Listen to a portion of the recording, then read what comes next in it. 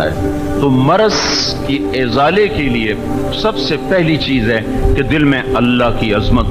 بیٹھے اور اللہ کا یقین بیٹھے، جس پر سارے نبیوں کی محنت لا الہ الا اللہ چمی گویم مسلمانم بلرزم کہ دانم مشکلات لا الارا، وہ لا الہ الا اللہ جو آج بالکل ایک ناآشنا لفظ بن چکا ہے،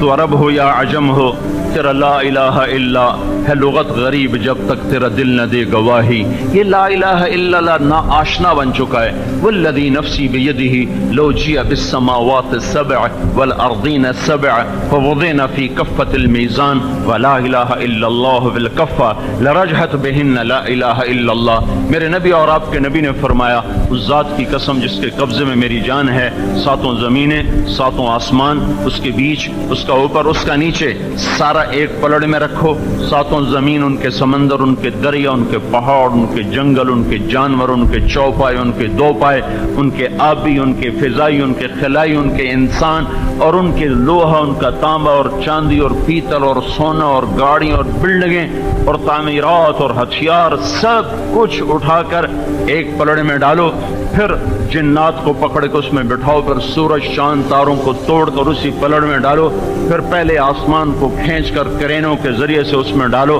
پھر دوسرا آسمان فرشتوں سمیت، پھر تیسرا، پھر چوتھا، پھر پانچواں، پھر چھٹا، پھر ساتوں آسمان اس پلڑے میں، پھر اللہ کی کرسی اسی پلڑے میں، پھر اللہ کا عرش اسی پلڑے میں، پھر لوح محفوظ اسی پلڑے میں، پھر جنت اور جہنم اسی پلڑے میں، پھر جبریل بھی، میکائیل بھی، اسرائیل بھی، اسرافیل بھی اسی پلڑے میں، اور پھر عرش کے اٹھانے والے فرشتے بھی اسی پلڑے میں، اور پھر جنت کی ساری نعمتیں اور رعنائیاں اور جہنم کے سارے عذاب اور اس کی مصیبتیں، سب کچھ اٹھا کر ایک اللہ کو باہر نکال کے، باقی بحر و بر، عرش و فرش، ثرا و ثریا، شرق و غرب، شمال و جنوب، فضائی اور خلائی اور آبی اور ناری اور نوری، تمام کو اٹھا کر ایک پلڑے میں رکھا، اور چھوٹے سے پرچے پر لا الہ الا لکھا، لا الہ الا اللہ لکھ کر اسے دوسرے پلڑ میں رکھا، اسے تولا گیا تو اللہ کا نبی کا فرمان ہے لرجحت بہن لا الہ الا اللہ، تو لا الہ الا اللہ وزنی ہو جائے گا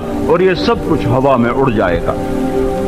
یہ لا الہ الا اللہ دل میں جب اترتا ہے تو دل کا مرض دور ہونا شروع ہوتا ہے۔ یہ دل بولے کہ زمین آسمان کا شہنشاہ صرف اللہ ہے، قل اللہم مالک الملک، اور یہ دل بولے کہ وہ اکیلا ہے اپنے ملک میں، قل هو اللہ احد، اس کی احدیت میں کوئی شریک، سہیم، مشیر، شبیہ، مثل، ند، مثال کوئی نہیں ہے، الفرد لا ند لہ، الفرد لا ند لہ، والعلی لا سمی لہ، والظہیر لا غنی لہ، احق من ذکر، احق من عبد، انصر من ابتغی، وارأف من ملک، واجود من سئل، واوصى من اعطى، وهو الملك لا شریک لہ، والفرد لا ند لہ، کل شیء ہالک الا وجہہ۔ یہ اندر بولے، اندر جو میری زبان بول رہی ہے یہ ایمان کا بول ہے۔ جب یہ دل بولے گا کہ تیرے سوا کوئی بندگی کے قابل نہیں، تیرے سوا یاد کے کوئی قابل نہیں، تیرے سوا کوئی مددگار نہیں، تیرے سوا کوئی ضرورت کو پورا کرنے والا نہیں، تیرے سوا کوئی مہربان نہیں، تیرے سوا کوئی شہنشاہ نہیں، تیرا شریک نہیں، سہیم نہیں، بدیل نہیں۔ قریش مکہ نے کہا ہمیں تو باپ دادے پردادے کے نام بڑے یاد ہیں، تجھے کوئی باپ، تو تیرے رب کا کوئی باپ دادا ہے،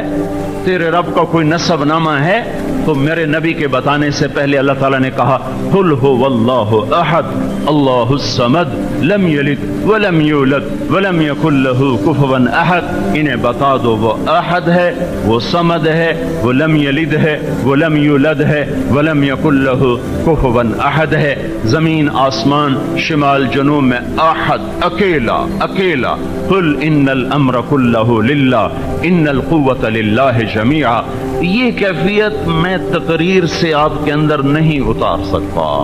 یہ ٹھنڈے حال میں بیٹھ کر یہ کیفیت اندر نہیں اتر سکتی۔ یہ بسیار سفر باید تا پختہ شود خامیں، یہ دھکے کھانے پڑتے ہیں۔ یہ اندر کی کیفیت بنے لا الہ الا اللہ، یہ جڑ کی طرح اندر جائے گا تو محمد الرسول اللہ درخت کی طرح باہر نکل آئے گا، پھر سارا وجود، سارا گھر، سارا کاروبار وہ محمدی سراپا بنتا چلا جائے گا۔ کہ یہ دوسرا یقین یہ ہے کہ اندر کا دل بولے کہ دنیا اور آخرت میں نجات دہندہ صرف حضرت محمد صلی اللہ تعالی وسلم کی پاک ہستی ہے، آپ کا لایا ہوا طریقہ ہے۔ یا ابا سفیان جئتکم بکرامت الدنیا والآخرہ، ابو سفیان دنیا اور آخرت کی عزتیں میں لے کر آیا ہوں۔ یہ